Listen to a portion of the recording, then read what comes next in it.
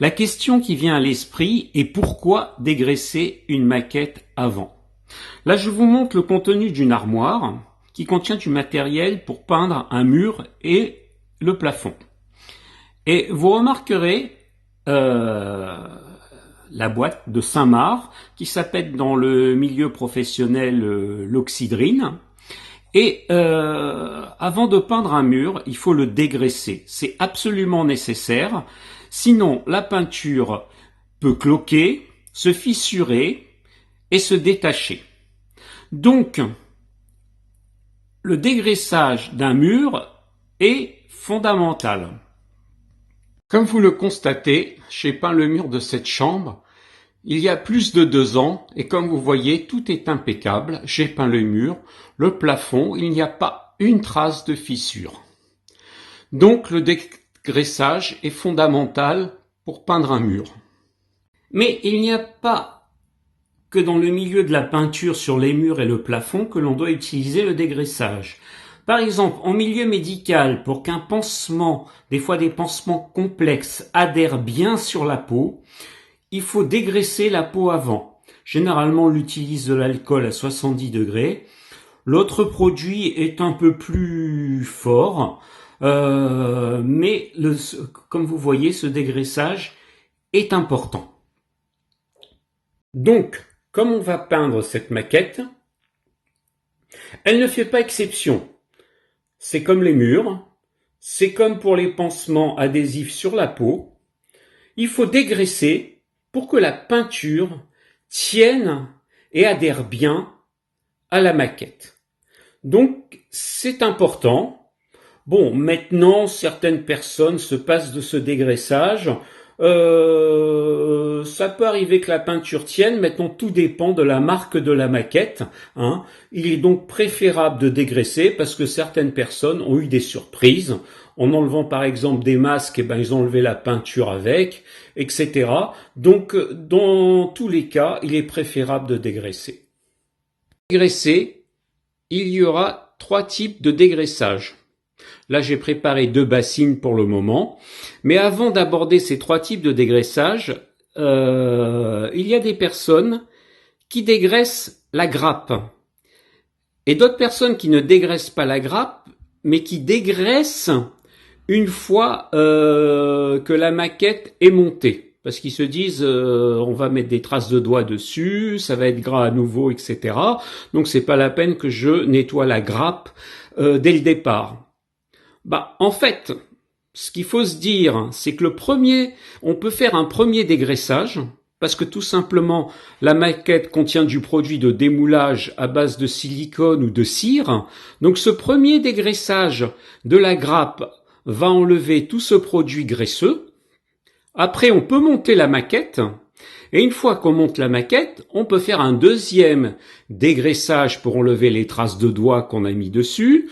On verra, donc on peut nettoyer avec une pulvérisation d'eau avec du liquide vaisselle ou de l'alcool, mais cela ne fait pas l'objet de cette première vidéo. L'objet de cette première vidéo est les 3 types de dégraissage de la première étape, c'est-à-dire le dégraissage initial.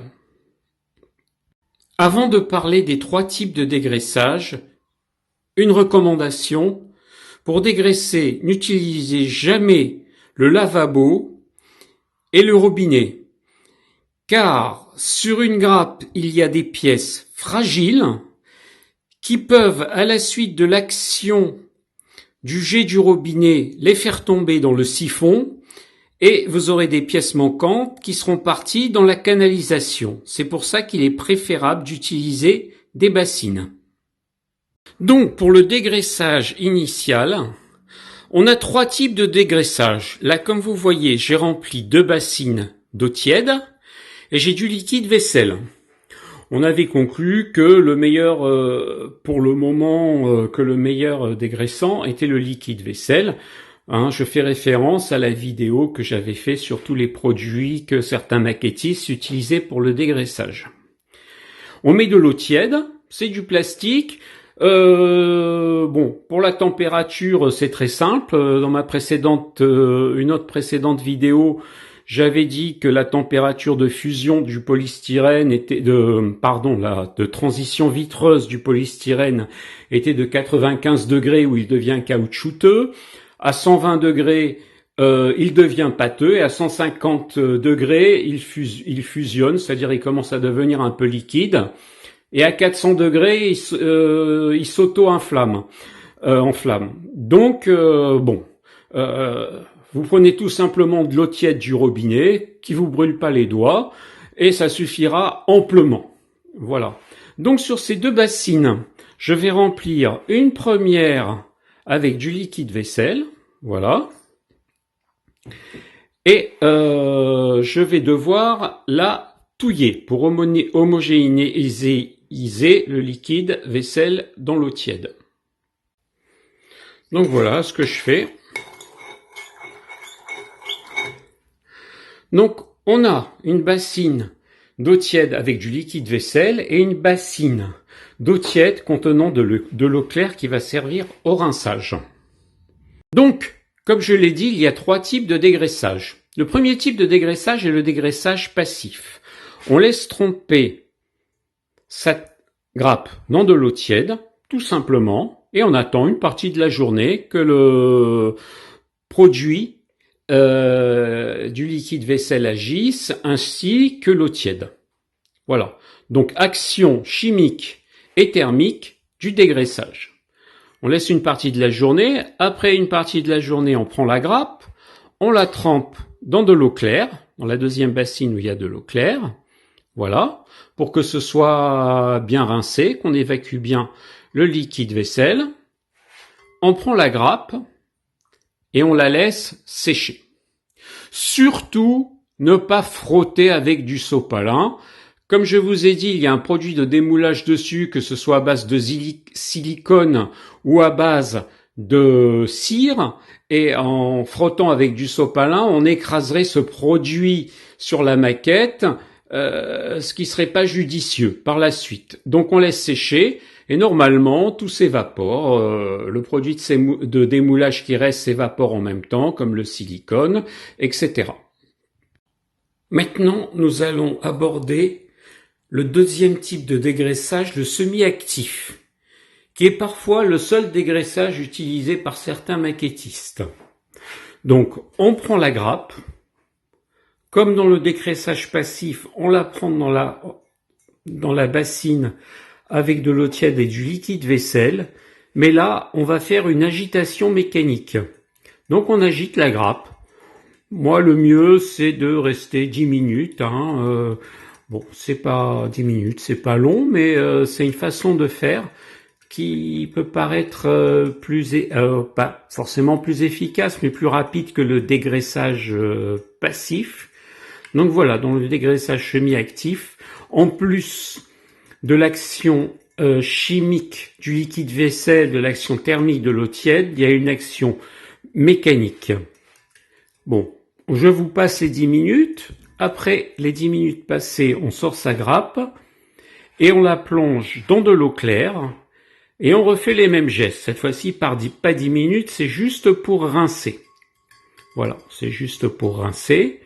Voilà, on secoue bien juste pour rincer. On sort la grappe. Et on la laisse sécher.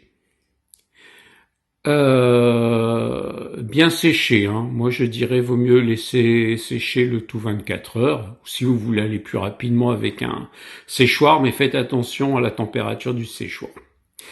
Voilà. Donc ceci est donc le dégraissage semi-actif. Surtout, comme j'ai dit dans le dégraissage passif, ne séchez pas avec et ne nettoyez pas, c'est-à-dire ne frottez pas avec du sopalin pour que ça aille plus vite. C'est une très mauvaise idée.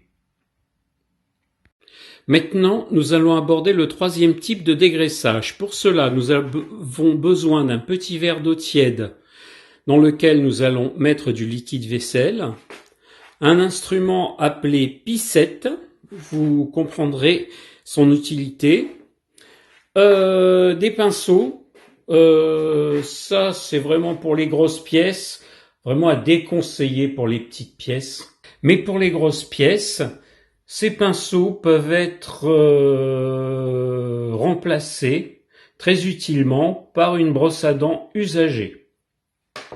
Ensuite, pour les petites pièces, il vous faut un pinceau, de préférence un pinceau brosse, avec des poils souples. Et pour terminer, deux bassines vides. Une qui va servir à mettre, à placer en dessous de la grappe pendant le nettoyage, et une qui va servir au rinçage de la grappe avec la picette. Petit rappel, mais je l'ai déjà dit dans cette vidéo, ne lavez pas et ne rincez pas votre grappe dans un lavabo. La puissance du jet du robinet risque de faire partir les petites pièces et les perdre définitivement dans le siphon de canalisation. Première étape, je mets le liquide vaisselle dans le petit verre d'eau tiède.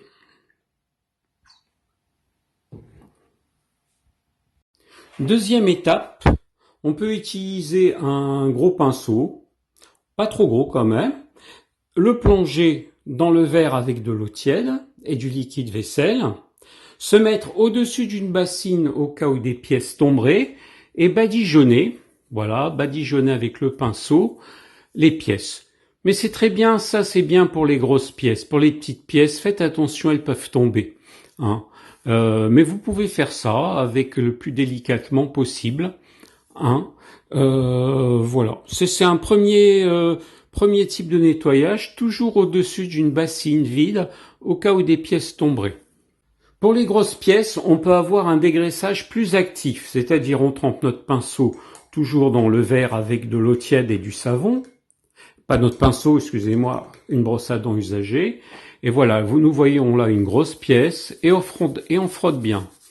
Vous voyez, bon, là j'ai fait qu'un côté, hein, dans des cas j'ai fait d'un côté, mais le mieux, hein, c'est de frotter évidemment des deux côtés, tout en sachant que la partie qui va être exposée à la peinture, c'est surtout la partie extérieure, mais des fois les intérieurs peuvent se voir, hein. Il y a des espaces où les intérieurs peuvent se voir.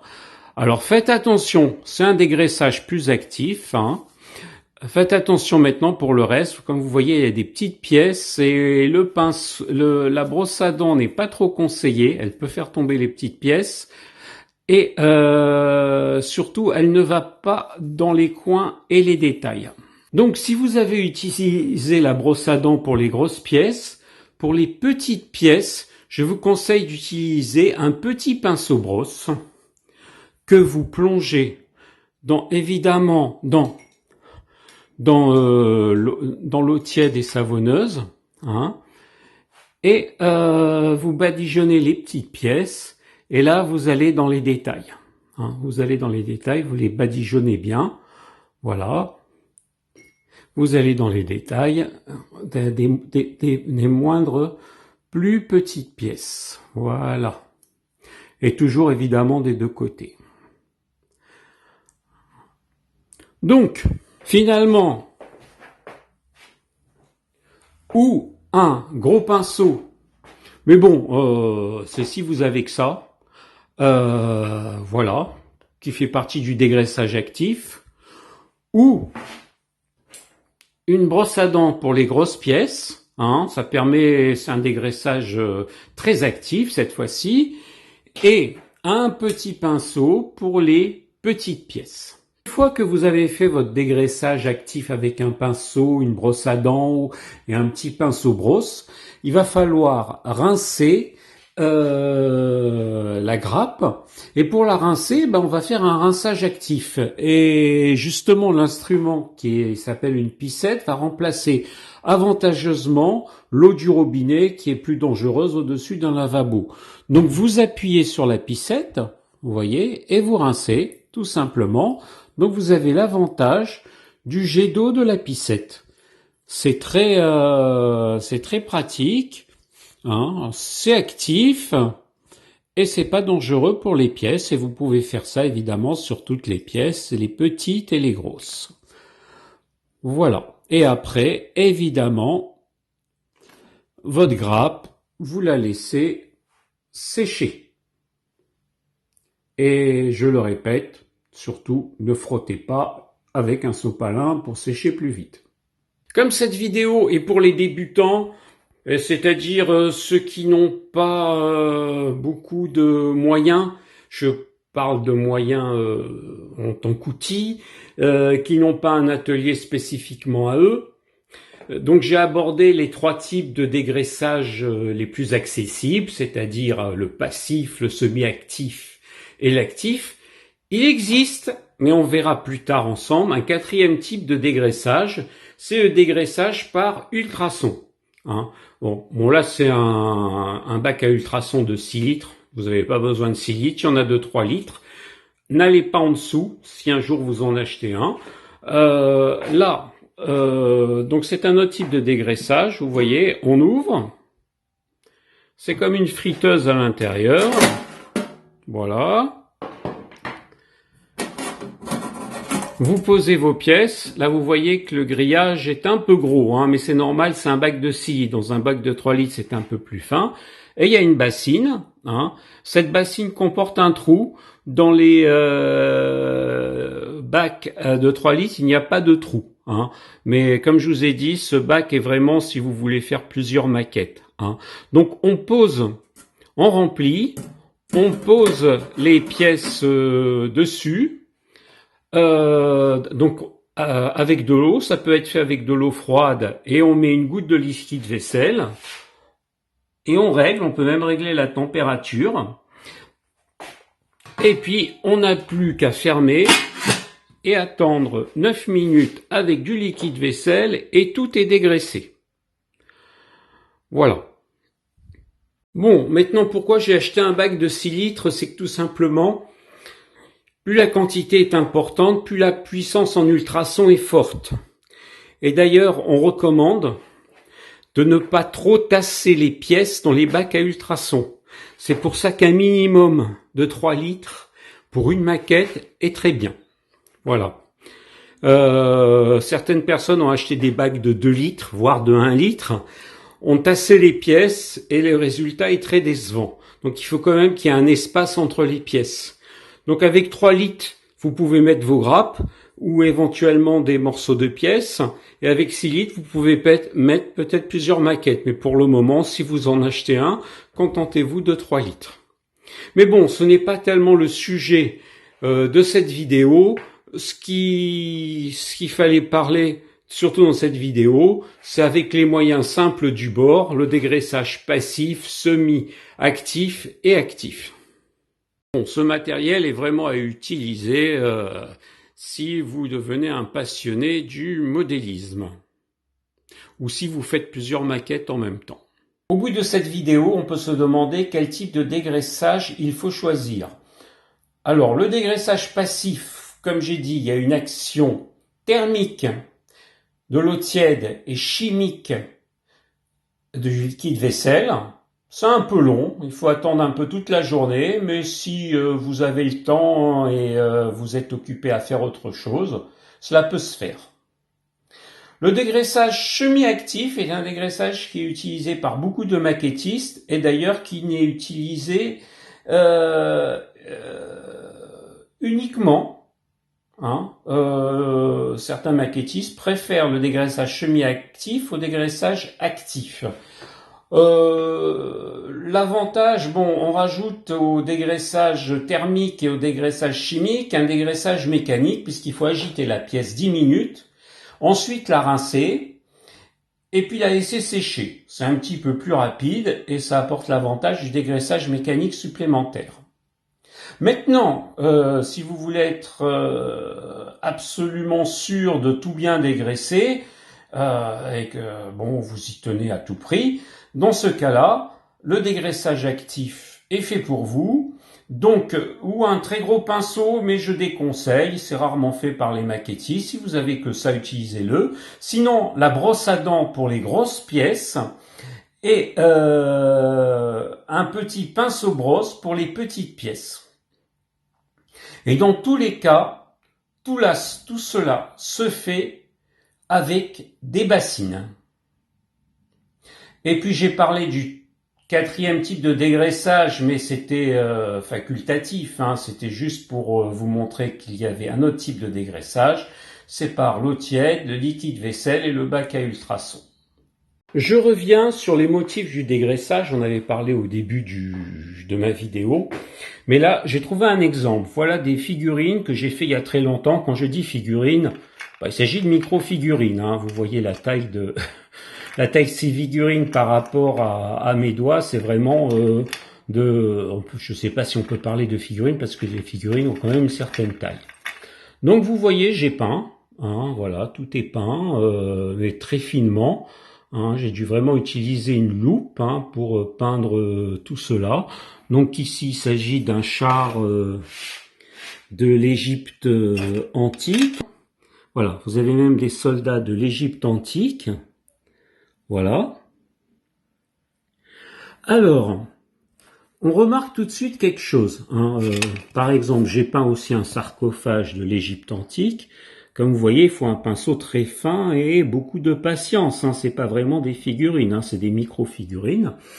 Bon, à l'époque, je dégraissais pas, je ne mettais pas de couche d'après. Et regardez ce qui s'est passé avec le temps. Bon, le char a bien tenu, mais regardez les pattes des chevaux.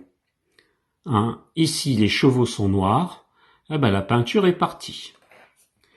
Ici, les chevaux sont blancs. Et vous voyez, la peinture est partie surtout au niveau des pattes. Bon, apparemment, au niveau des soldats, ça a un peu mieux tenu. Mais quand même, hein, vous voyez, il est quand même préférable de dégraisser. Comme nous le verrons plus tard, il est préférable aussi de mettre une couche d'après. Voilà, dans la prochaine vidéo, j'aborderai le dégrappage des pièces. Si vous avez aimé cette vidéo, n'hésitez pas à vous abonner. N'hésitez pas à mettre un pouce bleu, ça me ferait plaisir. Et je vous souhaite du plaisir à faire des maquettes. Au revoir.